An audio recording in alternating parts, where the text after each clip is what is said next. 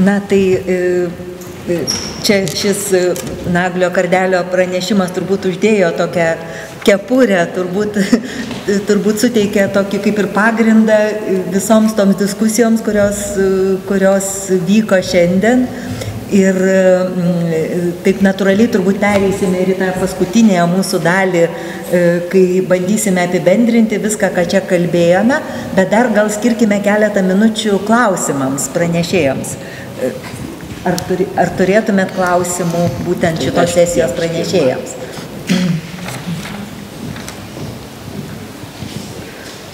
Aš gal turėčiau klausimą Nagliui. Čia mes ir kalbėjome apie tą idealizmą, žodžiu, tai ir jūs irgi minėjote tas visas tendencijas ateinančias iš kitur. Atsiprašau. Jūs irgi kalbėjote apie tai, kad, na, kiek dabar yra kliūčių įvairiausių ir tokių tendencijų trukdančių tam polilogiškumui, tam susikalbėjimui ir taip toliau. Tai ar jūs tikite, kad tai yra įmanoma? Kad yra įmanoma tikrai, sakykime, čia Lietuvoje susitarti dėl bendros, sakykime, švietimo ar bet kokios kitos krypties, bet šiandien kalbam būtent apie švietimą. Ir va tą būtent atsisakymą, kaip jūs labai gražiai įvardijote, to karštlygiškumo, to tokio bėgimo, žodžiu, o va to būtent tokio natūralaus augimo. Ir kur jūs matote tą potencialą? Kas galėtų būti tai, kas sutelktų visus ir padėtų tam ir įsiklausimui, ir susitarimui? Tai be abejo visuomenės konsolidacija ir ne tie vadinamieji įtakotojai, tie socialinių tinklų, vadinamieji influenceriai, kurie dažnai kaip hunveibinai elgiasi viešojoje erdvėje. Tai turėtų visuomenė konsoliduotis įvairių pagrindų ir jungtis į neformalias grupės ir galbūt tam tikrų požiūrių ir šis susirinkimas yra, šis sąskrydis yra tokio organizavimosi tam tikras būdas ir pavyzdys, tai tikrai visuomenė turėtų atrasti savyje drąsos, atrasti savyje tą agentiškumą, tą saviveiksnumą, kad nesijaustume tik tai užguiti ir valdomi tos reiksmingos mažosios daugumos, kuri užduoda toną. Nes tikrai aš manau, kad mūsų visuomenė išlaiko daug išlieka sveika savo širdyje, savo branduolyje, tik tai mes galbūt truputį išgąsdinti, išsigandę, mums reikėtų daugiau drąsos. Čia vėlgi Graikija mums, senovės Graikija turiu galvoje, galėtų mus įkvėpti. Jas sakytų, kad tu nesi žmogus, jeigu nesi pakankamai drąsus. Graikiškai drąsus yra trasus, mūsų net kalbos labai panašios. Tai va tos reikėtų daugiau drąsos ir reikėtų mažiau baimintis sankcijų. Va to atšaukimo reikėtų mažiau baimintis. Mes labai bijome, mes labai saugome savo, pavyzdžiui, darbo vietą arba kažkokią terpę, kurioje mes galime reikštis, reikėtų išmokti rizikuoti. Mes turime suprasti, kad artėjame prie to taško, kai jau neturime ką prarasti, jau tuo neturėsime ką prarasti ir būtent tame taške mes galėtume tapti drąsesni. Tai va štai tada išdrąsėję, išlaisvėję, mes tada pradėtume laisviau diskutuoti ir tada nebūtume valdomi kelių ar keliolikos hunveibinų. Tai daugelis socialinės žiniasklaidos atstovų, tų vadinamųjų influencerių, jie būtent tokiu būdu ir reiškėsi, jie radikalizuoja visuomenę ir ugdo, galbūt tas žodis netgi netiktų, kursto perdėtas aistras, trikdo ramybę ir tada visuomenės kūrybingumas, jis irgi nyksta. Mes susistresavę, išsigandę, mes negalime, jau nesugebame atlikti to, ką atliktume būdami ramūs ir mąstydami savo protų. Tai va tas būtent kontrolės atgavimas, mąstymo kontrolės, valios kontrolės atgavimas, nepasidavimas toms dirbtinėms įtakoms ir ypač dar nepasidavimas tam pantechnologiniam požiūriui, nes dažnai taip manoma, kad technologijos pateiks visus įmanomus mūsų gyvenimo sprendimus visoms problemoms, visų problemų sprendimus. Tai iš tiesų taip nebus. Ir tikrai dabar esame toje kultūros raidos fazėje, kai technologijų reikšmė per daug akcentuojama. Be abejo, kad technologinė raida yra susijusi su ekonominė pažanga, su aukšta pridedamąja verte. Ir natūralu, kad reikia kurti aukštasias technologijas, bet manyti, kad technologijos viską išspręs, tai iš tiesų jokių būdų taip nebus. Senovės graikai darė skirti tarp techninė ir fiusis. Fiusis tai čia kaip natūra, kaip prigimtis. Ir techninė yra tai, kas dirbtinumas. Ir mes ir siekiame, kad mokytojo gyvenime būtų kuo mažiau dirbtinumo. Tai mes tada ir turime suprasti, kad technologijos tą dirbtinumą, tą įtarpinimą kuria arba betarpiškumą, netarpiškumą naikina. Tai viena vertus jos padeda bendrauti, pavyzdžiui, nuotolinis ugdymas susijęs su naujosiomis technologijomis, leidžiančiomis įvaldyti kitas ugdymo formas, bet kita vertus jos diegia labai klaidingą požiūrį, kad kažkokie formalūs sprendimai, dirbtiniai ar formalūs sprendimai, jie išspręs visas problemas, nes technologijos yra susijusios su kažkuo, kas veikia savaime rutiniškai, nereikia įdėti autentiškos pastangos, savo paties pastangos, bet savaime veikia. Kaip kad mes, pavyzdžiui, naudojamės mobiliu telefonu, mums nebūtina suvokti kvantinės fizikos principų, kuriais tas telefonas veikia. Technologija veikia magiškai. Ir tame maginėme veikime yra tas dirbtinumo aspektas, būtent tas prestižas kaip migla, kaip dirbtinumas. Tai kaip tik reikia to kratytis ir suprasti, kad tikras tvarus problemų sprendimas yra giluminis, gelminis. Jis nėra technologinis, technikos priešingos fiusis prasme. Ir šiuolaikinėje visuomenėje technologijų reikšmė pervertinama. Tai dėl to mes, kai kalbame apie technologinį raštingumą ir technologijų pritaikymą ugdymo procese, turime aiškiai matyti, kad tai yra tik tai įrankis, kad technologijos netaptų tuo, kas užvaldo mūsų mąstymą, apie ką mes sapnuojame ir į ką sudedame savo viltis, kad jos netaptų dievu. Tai jeigu technologijos taps dievu, tai tada mūsų gyvas intelektas, jis taps dirbtiniu, mes būsime gyvi dirbtinio intelekto nešiotojai. Nereikės net ir to dirbtinio intelekto kurti, mes patys būsime to dirbtinio intelekto subjektai. Tai toks būtų atsakymas. Taip, prašau. Aha, taip. Vėl išlendu, atleiskit. Naglys Kardelis šnekėjo apie technologiją. Indijoje sakoma apie mūsų technologiją, sako, kas užšoka ant tigro, nebegali nulipti. Ir mes dabar jojam ant to tigro ir nemokam nulipti. Bet kitas dalykas apie auklėjimą, ugdymą yra toks. Ir laisvė ir visa kita, jau kalbėjom, tai solidarumas tarp žmonių yra reikalavimas, Sokratas to reikalavo. Kalbėti teisybę. Jeigu mes turim žmonės, kurie kabutėse kalba retoriškai mums, tai reiškia, jie mūsų negerbė. Jie galvoja, kad mes durneliai. Tuo pačiu ir jie patys savęs negerbė, nes jie pradeda save apgauti, vienu žodžiu. Tai teisingumas yra lygus pagarba kitiems, kitų vertybei, mes juos žinom kaip kilnius, garbingus ir mes jeigu juos pradedam traktuoti kaip niekas neatpažįstam jų garbingumo kaip žmogaus, jų kilnumo, jų teisingumo, tai mes prarandam mūsų santykius. Dėkui.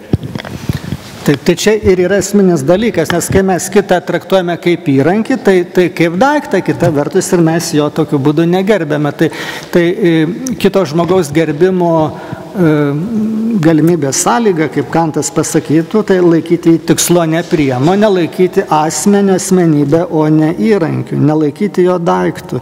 O dažnai mes žiūrime į žmonės kaip į funkcijas. Mokytojas yra paslaugos teikėjas, jis turi teikti kokybišką paslaugą, mokinys turi vėlgi būti paverstas irgi gerų įrankių, gera darbo jėga, kuri galėtų būti kažkieno panaudota. Tai ugdomas gamintojas ir vartotojas.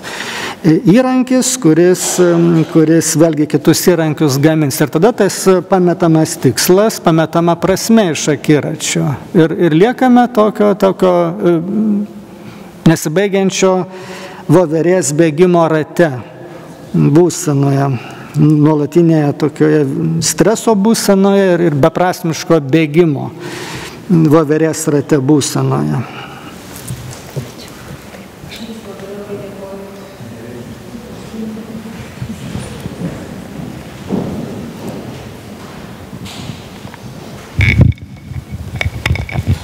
Aš Jums labai dėkoju už tokį įkvėpintį pranešimą ir man beklausant, tai taip natūraliai atrodo visų kūnų teka tas jausmas taip, ta jūsų metafora apie natūralų augimą be konkurencijos, tai yra taip siekiamybė ir taip norėtus, kad tai būtų.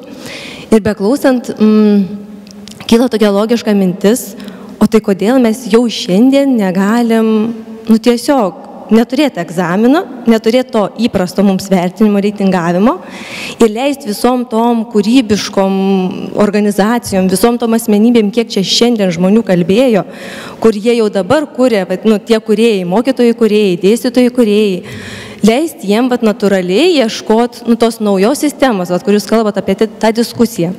Tai tiesiog aš ir noriu paklausti, kaip jauna dar, turinti palyginus mažą tą patirtį, kas įvyktų, jeigu iš tikrųjų būtų priimtas, kad ir švietimo ministerijos sprendimas, neturim. Tiesiog neturim šito, o tada mes jau kūrėm, ar tai kažkokia demobilizacija sukurtų, kažkokį išgąstį. Kodėl mes negalime tokio, kaip sakėt, drąsaus sprendimo priimti jau šiandien? Kodėl taip ilgai vyksta tos reformas ir jos vyksta kažkokiam popieriniam lygmenį, kur čia pakeitėm tik žodžius, bet darom tą patį, realiai. Mano sūnus dabar pradėjo mokytis pakeistoje sistemoje, atsiprašau, aš matau lygiai tą patį, kaip aš mokiausi, lygiai. Jisai parsineša išmoktas net frazes, kurias aš girdėjau mokyklai.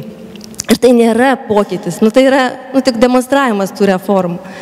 O sakau, neturim to, apie ką kalbam, kas yra mūsų destrukcija didžiausia ir kodėl negalim neturėti. Čia man klausimas, kaip dar mažiau patirties turinčiai. Tai tikrai dėkui už įkvėpimą labai. Ar čia reikėtų atsakyti truputį? Gerai, tai keletą galbūt žodžių. Mes dažnai reformą suvokiame kaip buvusios formos atšaukimą, kaip vienos tokios kietos, rigidiškos matricos pakeitimą kita rigidiška matrica. Vienos formos keitimą kitą formą. O tas formos keitimas jis turėtų vykti natūraliai, dinamiškai, kaip natūrali, dinamiška metamorfozė, toks nuolatinis, o ne valios sprendimais užnešamas, inicijuojamas. Dabar kodėl mes negalime to reitingavimo atsisakyti ir visų kitų tų kiekybinių priemonių švietimo kokybei užtikrinti. Tai galbūt dėl to, kad mes jau jojame ant to tigro, kaip profesorius Mickūnas sakė, ir mums taip yra lengviau, nes mes tiesiog stebime, kaip procesas vyksta, jį kažkiek kontroliuojame, bet mums trūksta drąsos radikaliai transformuoti patį mūsų mąstymą, konceptualiai transformuoti, o ne vieną komputacinį tokį skaičiuojamąjį modelį keisti kitu. Nes iš tiesų keičiasi metodikos ir skaičiavimo būdai keičiasi, bet mes neperiname nuo kiekybinio prie kokybinio požiūrio. Mes kalbame apie švietimo kokybę, bet į pačią kokybę žiūrime kiekybiškai, pro diagramų, lentelių, visokių skaičių prizmę, bet nemastome apie tą natūralų augimą, kuris turėtų dinamiškai vykti. Tai be abejo, reikėtų politinio sprendimo, reikėtų, kad visuomenė susitartų ir taip pat reikėtų dar daryti skirti tarp valdžios ir valstybės. Turėtų valdžia suprasti, kad ji nėra valstybė, kad suverenas yra visuomenė, kuri turėtų susitarti dėl to, kokio švietimo jai reikia, kokio ugdymosi jai reikia. Ir kaip mes turime visuomeninį transliuotoją LRT, kuris bent jau nominaliai nėra valdžios institucija, bet yra visuomeninis. Tai taip pat ir švietimas turėtų būti kaip sritis, kaip tam tikra ugdymosi terpė, ne valdžios valinių sprendimų dispozicijoje, bet turėtų būti formuojama natūralaus visuomenės konsensuso būdu. Kitaip sakant, valstybė kaip piliečių bendruomenė turėtų spręsti apie tai, koks turėtų būti švietimas, o ne viena ar kita valdžia laimėjusi vienus ar kitus rinkimus turėtų nuspręsti, kaip tas švietimas turėtų vystytis. Ir tada tas tęstinumas būtų užtikrinamas. Nebūtų taip, kad viena valdžia nustato vieną švietimo modelį, kita valdžia jau daro visiškai kitą reformą, eina priešingą kryptimį ir tada mes turime konvulsijas.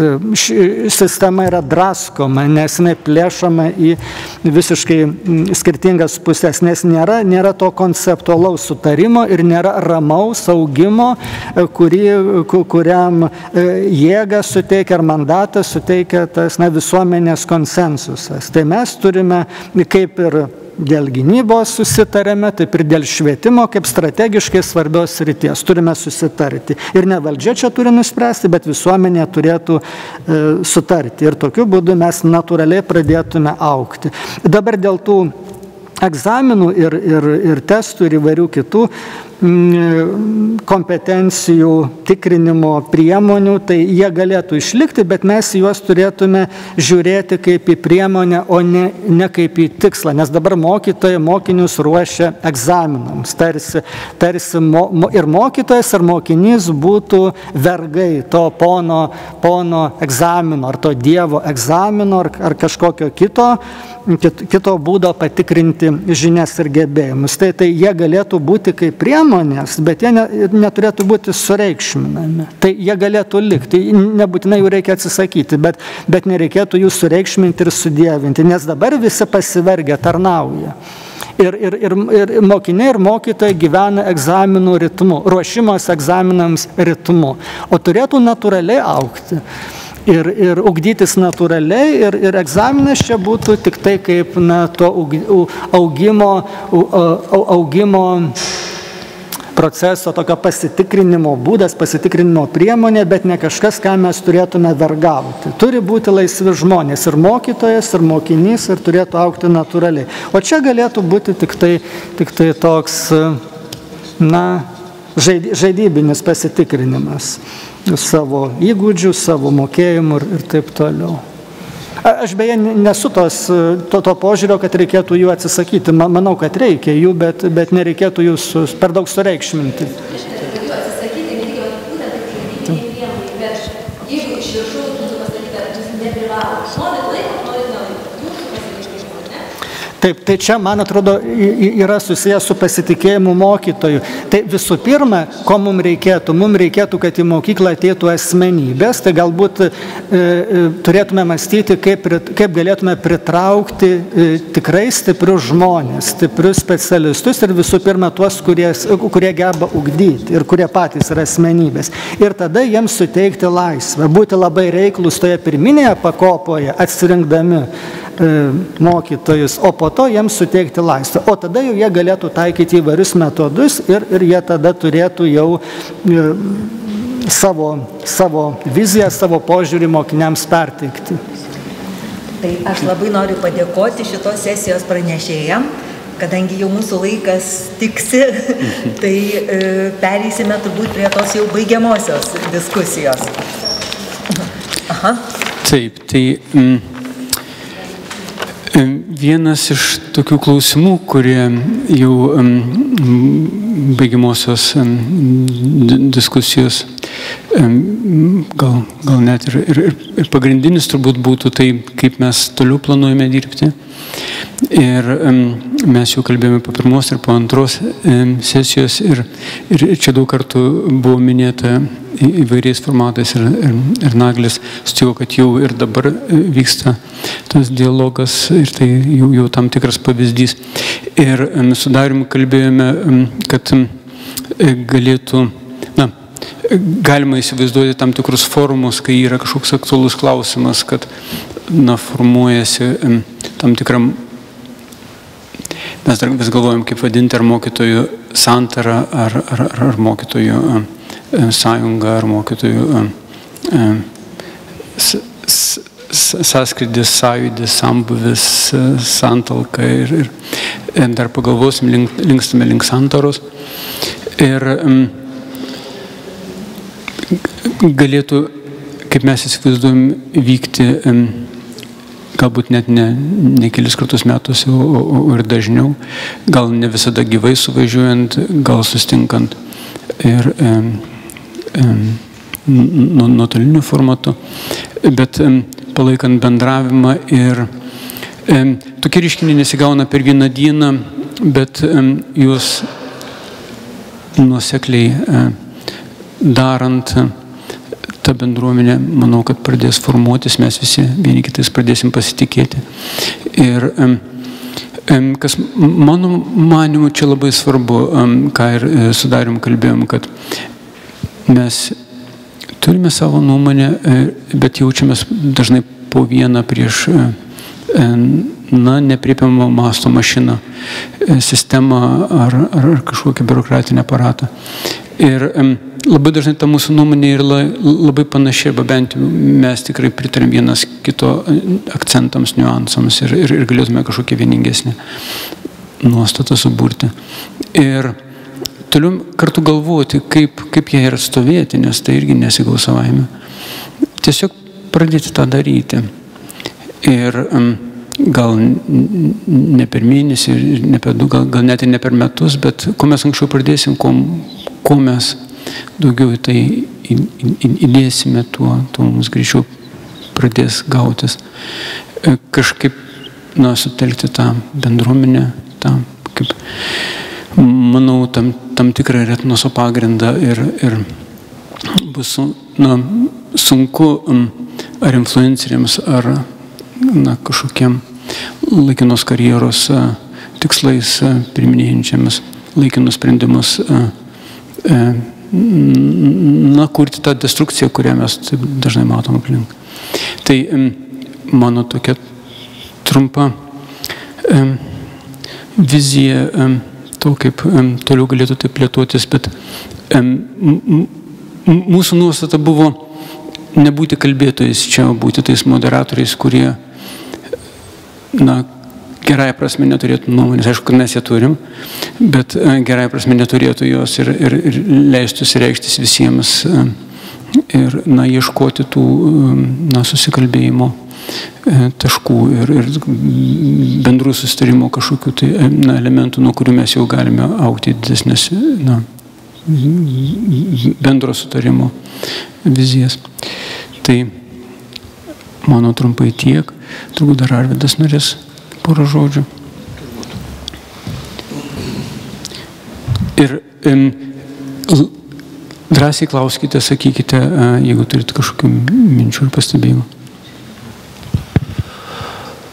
Kągi, čia toks plotis yra tų visų klausimų ir mūsų norų, gražių norų, kad juos labai sunku yra dabar kažkaip suguldyti į kažkokį konkretų dalyką, bet visgi mes turėjome tokią idėją, kad turėtumėm vis tik tai išeiti į viešumą su kažkokiu reziume savo sąskrydžio, mes turime pasiskelbti, kad mes esame, kad mes norime kalbėti, kad mes turime tos drąsos, kaip profesorius sakė, nes iš tikrųjų tai niekas mums nieko nepadovanos šitoj visuomeniai, ką mes pasidarysime patys, tai tą ir turėsime. Tai dėl to manau, kad mes turėtumėm tokį dokumentą, kaip šito sąskrydžio, nežinau, apibendrinimą, manifestą, kažkokį sugalvosim mes jam pavadinimą. Tas mintis dabar aš turbūt negalėčiau apibendrinti per kokią minutę ar dvi, bet esame šiek tiek pasirašę, kad labai svarbus yra viešinimas ir sklaida mokytojų darbo prasmingumo. Taip pat yra svarbus tas, reiškia, dialogas ir tarpusavio supratimo klausimas, kuris dažnai išvirsta į nepasitenkinimą ir mums labai rūpi tas mokyklos laisvės klausimas, kurį reikėtų tą laisvės ir pasitikėjimo mokykla klausimą turbūt kelti labai tvirtai ir drąsiai ir visais lygiais ir tų administracinių ministerijos ir politikų lygmenyje ten, kur jisai gali būti girdimas. Taip pat mūsų tų sėkmės istorijų ir šviesiosios pusės sklaida. Labai gerai, kad dabar buvo atspausdintas straipsnis apie mokytojos Rūtos sėkmingą patirtį kaip metų mokytojos. Bet tai pasirodo, kad tai buvo ministerijos užsakomasis straipsnis. Čia yra daugiau išimtis, o ne taisyklė. Reiškia, to viešumo gerųjų patirčių siekimas yra nepaprastai svarbus. Ir mes turbūt, jeigu mes įsivaizduojam kažkokią tai santalką ar santarą kaip organizaciją, tai mes turbūt būtumėm pasiryžę tam viešinimui, bet nuo mūsų visų priklauso, ką viešinti. Tai tas, reiškia, aktyvumas ir kalbėjimas tų pozityvių dalykų, jisai yra labai svarbus. Na, toliau matyt, kad apie tą mokytojų stygių ir tą mokytojų jaunų žmonių pritraukimą ir čia kažkokius veiksmus ir politiką. Apie tai daug kalbėjom, kad tik tai prasmingam darbui galima aukotis, ką girdėjome šiandien. Tai tų prasmių paieška, atskleidimas irgi sklaida ir kūrimas sąlygų tom prasmėm yra nepaprastai svarbus. Tai šitie dalykai, jie turėtų turbūt atsirasti mūsų tam apibendrinančiam dokumente. Ir manau, kad jeigu jūs dabar dar galėtumėt kažką tai svarbaus, bet taip labai koncentruoto pasiūlyti, pridėti, kas dar ten turėtų būti, tai šitą galima būtų užfiksuoti. Mes paskui su jumis visais pasidalinsime dar projektų šito dokumento prieš viešinant, kad galėtumėm sulaukti iš jūsų pastabų, turime jūsų kontaktus ir tos matyt, kad čia ir galėtų būti, kaip ir gal pagrindas tokiam tinklui ar tai organizacijai, kuri nebūtinai turi būti su ten, sakykime, nario mokesčių ir pažymėjimų, bet gal su nuomonė ir aktyvumu. Tai tokį sudalyvavimą dar papildant, paredaguojant ir po to išeinant į viešumą ir būnant toj viešumoj nuolatos. Todėl kviesime į tokius forumus, kviesime į galbūt nuotolinius, galbūt gyvus susitikimus, bet tos tokios kalbančios pedagogų bendruomenės buvimas turbūt yra tikrai labai svarbus. Tai čia, jeigu dabar dar norėtumėt ką nors pasiūlyti, kas galėtų būti tame dokumente, tai prašau. Ačiū gerbiamas Arvydai. Aš neformali stebėtoja viso proceso buvau, bet iš tiesų, beklausant ir šiandien, kai ką prisiminiau, kas manau visai svarbu pasidalinti. Šiais metais vyko antropoteosofijos konferencija ir dalyvavo žmonės iš įvairių sričių. Gerbiamas Naglis tenai skaitė pranešimą. Buvo ir viena direktorė Lietuvos mokyklos. Ir jį kalbėjo apie opes problemas ir viena iš jų buvo skaudulys santykio tarp tėvų ir mokytojų. Ir man šiandieną, beklausant visų pranešėjų, atrodo, kad mes vieną grupę vis tik esam pamiršę. Ir aš labai siūlyčiau, rekomenduočiau įtraukti į darbo grupės tėvus. Tiek, kiek įmanoma, vis tiek jiem rūpi, jie tie patys, kurie augina vaikus, ar ne, augina kaip tą medį. Tai reiškia, kad juose būtų daugiau empatijos mokytojo darbui, suvokti tą sudėtingumą. Man atrodo, jie turėtų tada įeiti ir tiesiog labiau būti įsitraukę į procesą ir patys būti statytojai tos ateities. Tai ir administratoriai, ir mokytojai dalyvauti kartu tose rateliuose, kartu su tėvais. Tai va toks mano pasiūlymas, galbūt ką apmastyti ateičiai. Ačiū labai. Ačiū labai, Laura.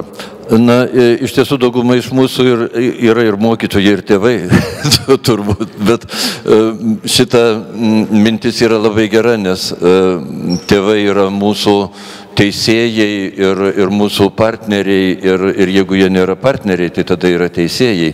Tai turbūt tas padaryti juos draugais ir bendražygiais yra žiauriai svarbu. Gal dar kokių nors minčių turim iš salės? Eglė dar. Na tai, man atrodo, jau diena buvo labai ilga ir intensyvi, ar ne, turbūt reikia laiko susigulėti visom tom mintim. Tai aš tai norėčiau gal jau siūlyti eiti link pabaigos mūsų susitikimo, nes tikrai reikia truputį ir išlaiko distancijos į tas visas mintis pasižiūrėti, bet aš noriu tikrai labai padėkoti žmonėm, kurių galbūt netai buvo matomi. Tai Laura, kuri tikrai labai daug prisidėjo prie organizacinių dalykų, taip pat Žilvinas, kuris apskritai yra kaip spiritus movens viso šitos iniciatyvos ir ne tik savo laiku, bet ir iš tikrųjų rimtais tokiais prisidėjimais ir rimtais tokiais ketinimais. Tai ir manau, kad tai yra tikrai irgi toks labai puikus pavyzdys, kaip į tą švietimo tokių esminių problemų svarstymą įsijungia ir kiti žmonės, kuriem tai tikrai rūpi ir suteikia tam tokia irgi daug platesnę ir tokią visuomeninę tokią dimensiją. Tai manau, kad tai yra labai svarbu ir aš labai džiaugiuosi šiandien tuo tokiu kaip ir švietimo praktikų ir filosofų tokiu bendra ta diskusija, nes manau, kad mes galbūt kaip praktikai mes labiau matome mūsų tą kasdienį gyvenimą, mūsų tas problemas, bet visa tai irgi turi ir tą daug gilesnę ir prasmę, ir tą raišką, ir sakykime, kaip profesorius Naglis mums padėjo ir suprasti netgi ir tos žodžius, kuriuos mes vartojame, kartais gal nesuprasdami tos tikrosios jų prasmės. Ir tai iš tikrųjų, tikrai atveria daug tokią platesnę perspektyvą. Tai tikrai noriu visiems labai padėkoti ir labai padėkoti visiems dalyviams, nes puiku, kad jūs atsišaukėte šitą mūsų kvietimą ir labai tikiu, kad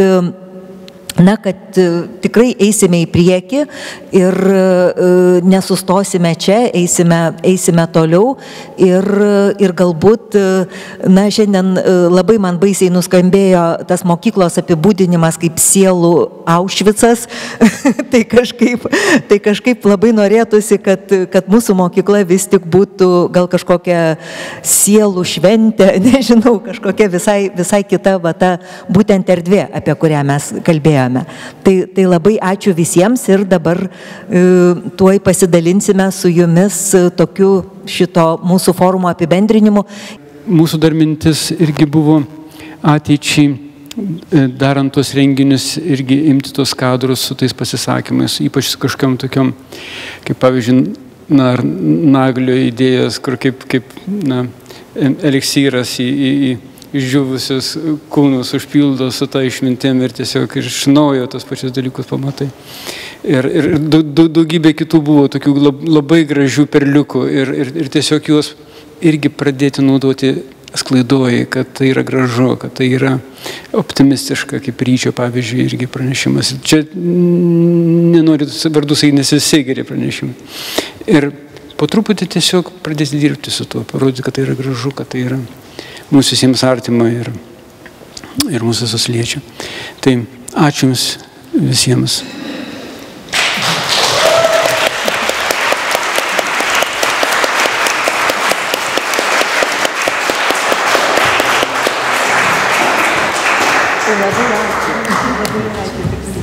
Ačiū labai visiems.